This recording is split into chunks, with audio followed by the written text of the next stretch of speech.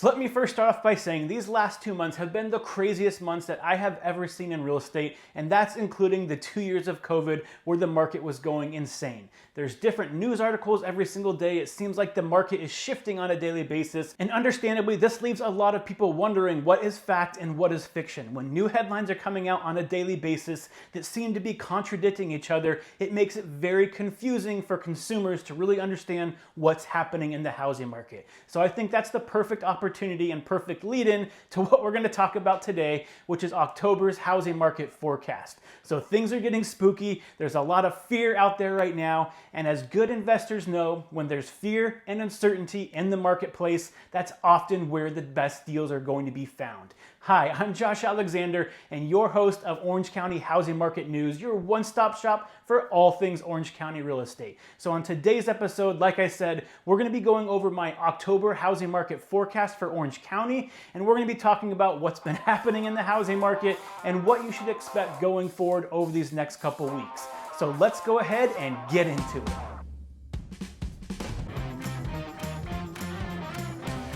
So like I do with all these monthly episodes, first we're going to go over what the current market has been doing, then we're going to go over, based on that, what to expect over the next couple weeks and months, and then I'm going to go over my advice for both buyers and sellers on how to handle today's market. And if you stay tuned and watch this to the very end, I'm going to give you a tip that you probably haven't heard of for both buyers and sellers. So on the buying side, how to get an interest rate that we've seen over the last 24 months and is not anywhere near as high as it is today. And on the selling side, how to make your home stand out by using some creative financing with buyers that are looking to purchase it. So make sure you stay tuned for that. So let's first go over what the market has been doing. So on the supply side of things, the active inventory peaked in the housing market in Orange County in the summer and has been steadily going down ever since. Right now, we're sitting around 3,600 homes, and to give that some context, that's about 80% less homes than we typically have on the market during this time of year if you exclude the years of COVID.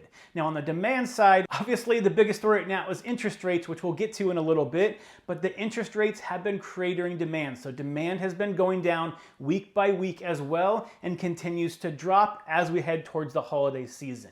So all of this is leading to an average days on market of about 62 days in Orange County, which is still technically a slight seller's market. However, even though it is a slight seller's market right now, it's starting to feel, especially on the buyer side, like it's more of a balanced market. When you go out and place offers, often you're only competing with 1 to 2 other offers at most.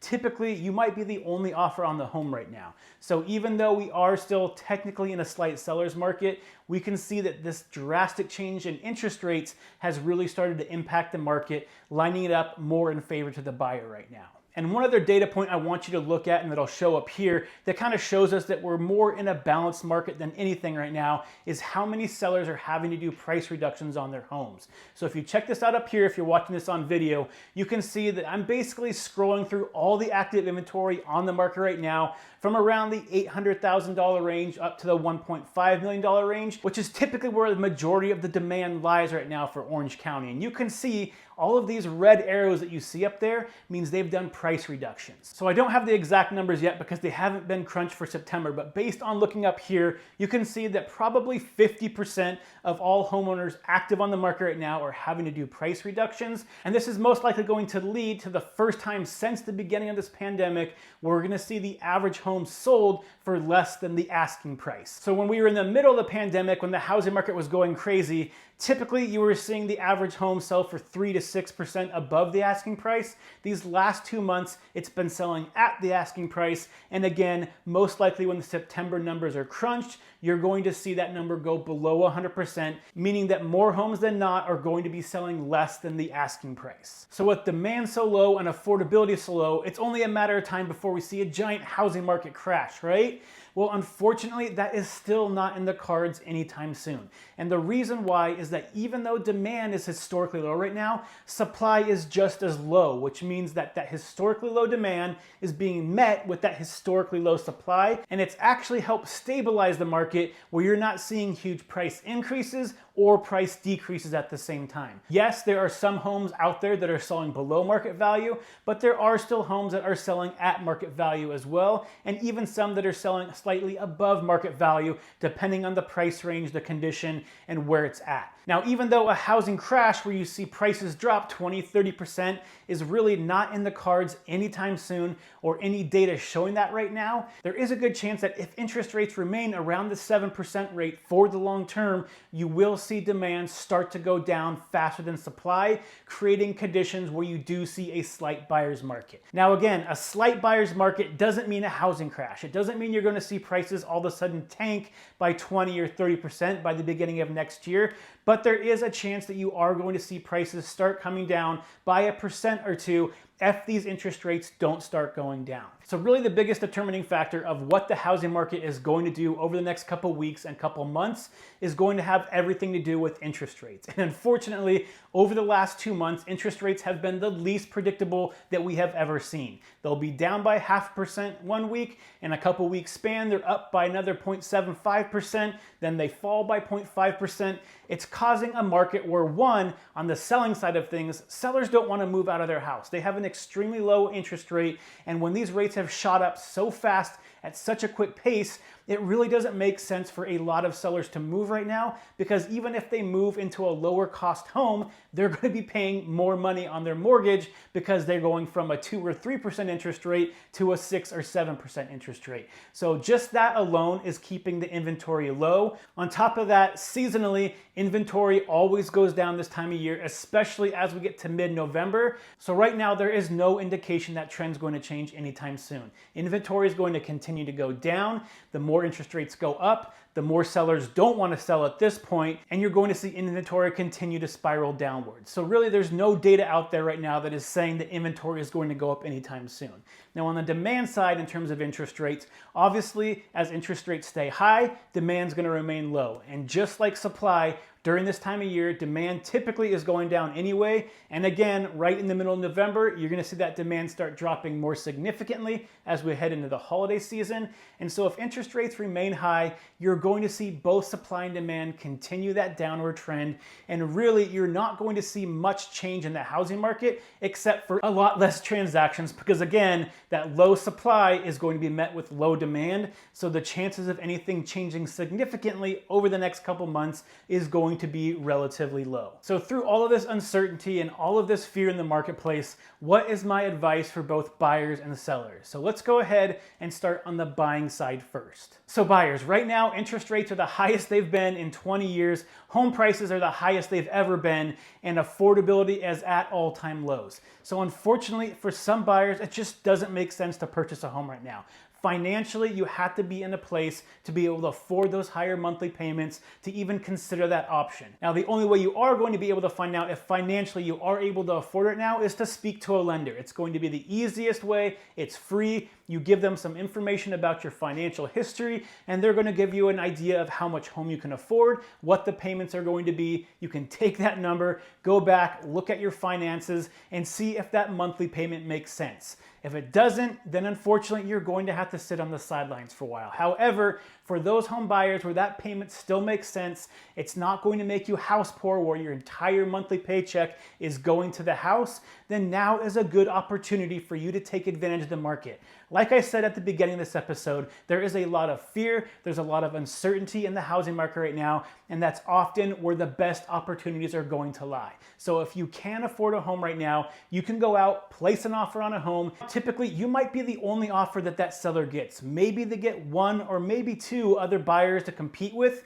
but right now, often you are the only offer out there, which means that when you're placing offers and you find the right seller, you might be able to place an offer under the asking price, ask the seller to pay to buy down your rate so you can get a lower interest rate, which is going to lower your monthly mortgage payments, and you can ask for repairs. You're going to be able to have your standard contingencies, so you have time to go inspect the house, have time to get it appraised, make sure your loan's going to go through. All these things were unthinkable just 6 months ago, but are now back on the table for you. So if you're able to go out and find a house, if you find the right seller that needs to sell their home and is motivated, you might be able to score a great deal on a house, get into a home below market value, and have everything in the contract line up in your favor. Now, that being said, if you are buying a home in today's environment, First, before you even start placing offers, you really need to sit down and make sure financially it's going to make sense for you and you're not going to be spending all of your money on your mortgage payment. You're going to be able to financially afford it without stressing you and your family out. So that's really the biggest determining factor of when is the right time to buy a home, and that's even more true today. So you need to sit down, find out not only what you can afford, but what you're willing to be able to spend on your mortgage every month to make sure it works out financially for you. And you can't just hope and pray that interest rates are going to go down. Yes, we're at highs that we haven't seen in 20 years, so the chances of them going down in the next couple of years where you can refinance are quite high right now, but you don't want to get yourself into trouble. You need to be able to afford the mortgage payment long term that you currently qualify for today. And if interest rates go down later on, then that's just a cherry on top and you're able to reduce your monthly mortgage payment. But that way you can get into a house today, start paying down that principal, start paying down that interest, get the tax advantages, and get your family into a house. Another thing that buyers are going to have to pay attention to before placing offers right now is what are the current interest rates doing? They have been swinging so wildly recently that one week you might be able to afford that $1 million home, but the next week you can no longer afford it. So before you place an offer, every single time, you need to talk to your lender, figure out what the current rates are, figure out what your current mortgage payment would look like before you submit that offer, because you don't want to get into a situation where you fall in love with the house, submit the offer,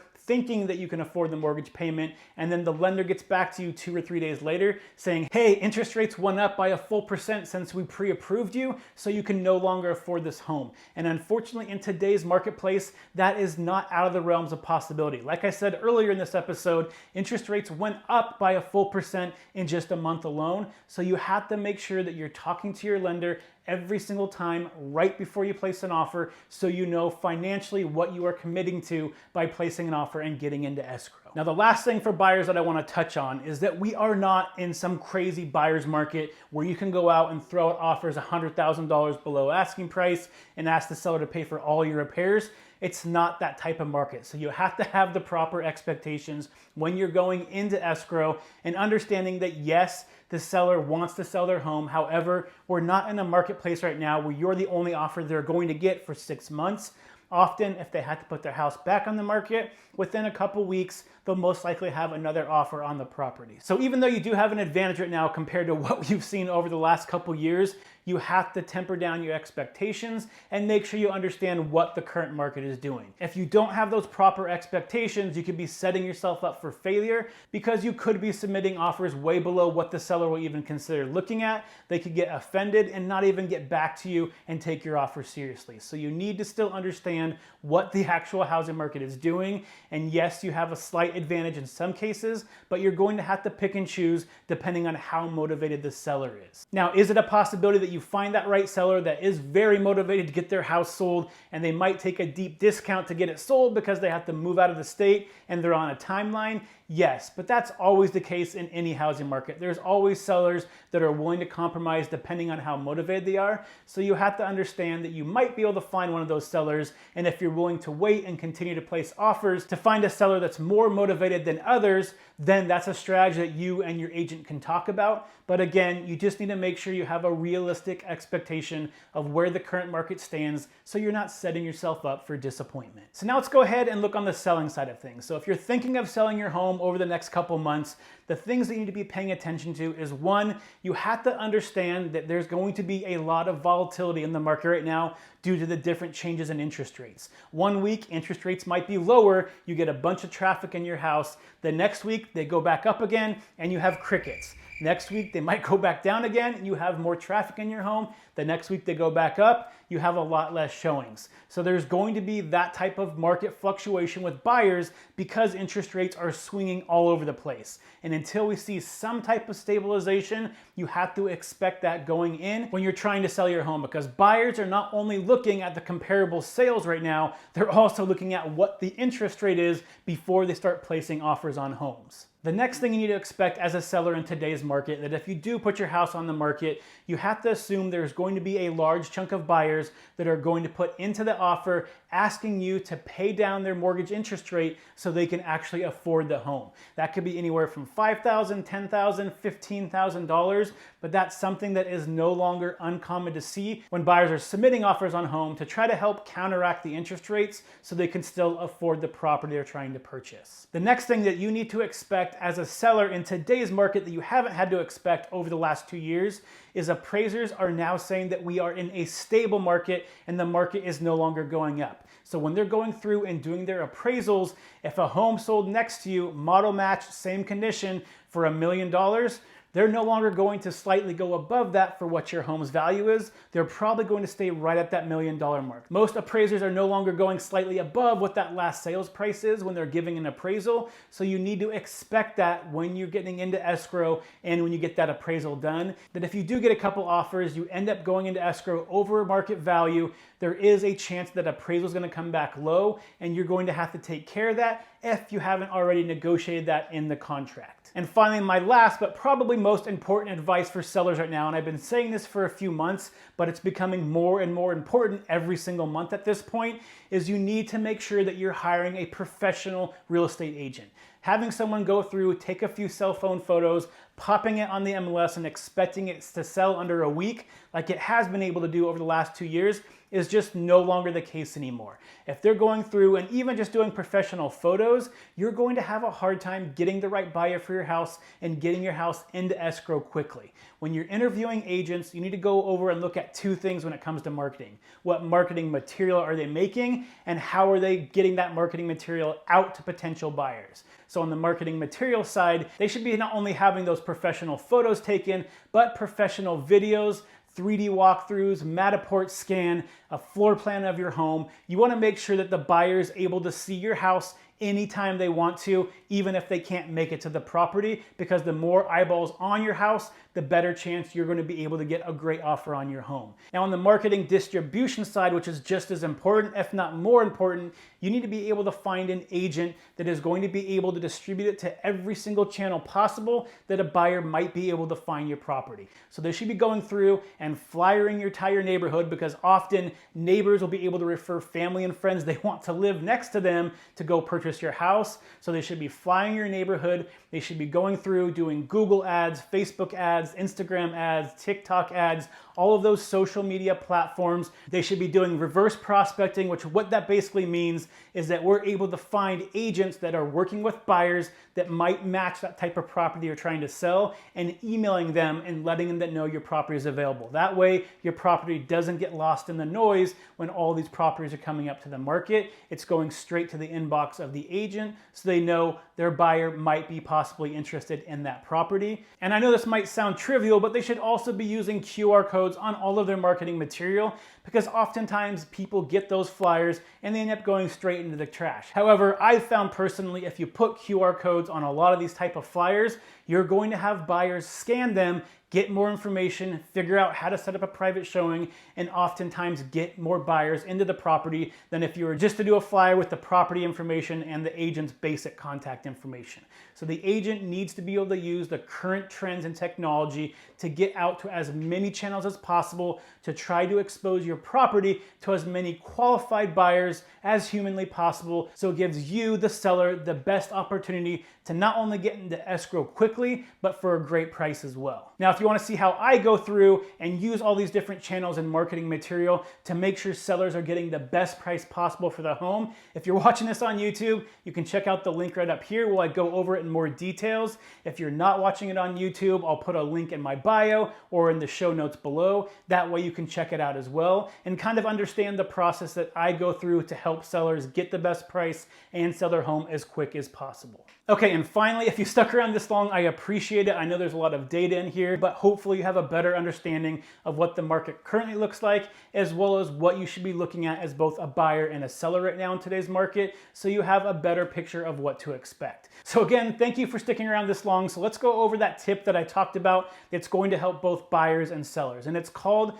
assuming the seller's loan. So what this basically means is the buyer is taking over the seller's current loan on the property. So let's go over why this is a pro for both buyers and sellers and how you should be utilizing it in today's market. So let's go ahead and start with the seller side first.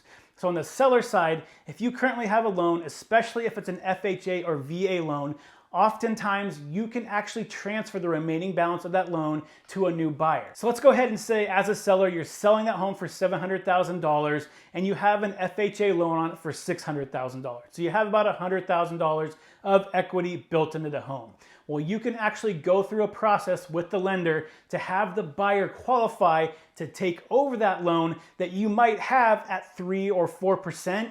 And that's going to be extremely beneficial to buyers when interest rates are close to 7% right now, because it means they can afford a much bigger and better home than they could have using any other means. So you can have the buyer qualify with your lender to see if they can take over that loan. And what the buyer is going to have to do is they're going to have to bring in the difference between the loan and the selling price, which in this case would be about $100,000. So often buyers do have to have a sizable down payment, but if they have saved up and have that down payment but just are having a hard time affording the monthly mortgage payment, this could be a great opportunity to bring both of you together. You're able to get more interest on your home because more buyers can afford your house than any other house in the neighborhood. And buyers are going to be able to want to look at your home more because you're going to be able to get into that home at a much lower price, at a much lower interest rate, which means that's probably the best type of home that they're going to be able to afford, which again makes it extremely attractive to them. So if you are thinking of selling your home in the next couple months or even next year, it's a good idea to talk to your lender and figure out if your loan is assumable, if you can transfer it to a new party and have them take it over. If so, that's something that you and your agent should be advertising on everything, because obviously it's a giant competitive advantage when it comes to everybody else on the market. Now on the buying side of things, this is obviously not going to work for every buyer out there, and you typically are going to need a sizable down payment because you have to basically make up whatever equity the seller has in the property. But if you have enough for the down payment and you've saved up that chunk of money, or if you're selling your house and you'll have a chunk of money saved up, and you can take over that loan and now you can actually afford the monthly payments because the interest rate's much lower, this is a perfect opportunity for you to get into a house that you might not have been able to afford at today's 6.5%, 7% rates, but you could afford if you're taking over someone's loan that's at 3.5% or 4.5%. So this is something that, again, not all sellers are going to be able to use, but it's something worth asking and figuring out when you're placing offers, because if you can use this, it's going to benefit you significantly and save you a lot of money. So as a buyer, you still obviously have to go and qualify for that loan to take it over. So you have to make sure that you can actually financially afford to take over that loan. But if so, it is going to be a great opportunity for you. If you do have any additional questions, either about stuff we talked about today or something that I didn't discuss that you have a personal question about, feel free to DM me, contact me. All my information should be in the links below in my bio. Feel free to reach out. I'd be happy to help you out. So until next time, stay healthy, stay happy, and I'll see you on next week's show. Bye.